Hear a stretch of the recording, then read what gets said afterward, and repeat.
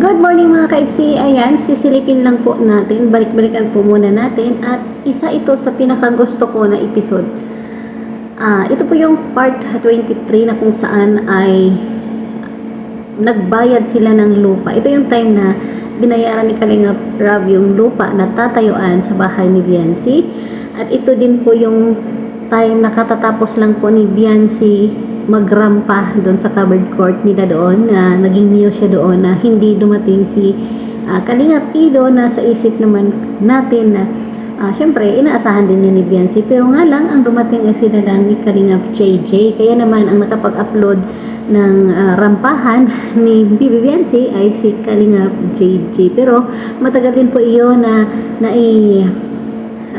upload ni Kalingap JJ kasi nga po hiningi pa po niya yung permission kay Kalingap Rob. So ito yun, napag-usapan nila na kung sakali ay magkaroon na si Biancy ng bahay, talagang mamimiss nila ang lugar na ito dahil sa lugar na ito ay marami po silang mga alaala na nabuo.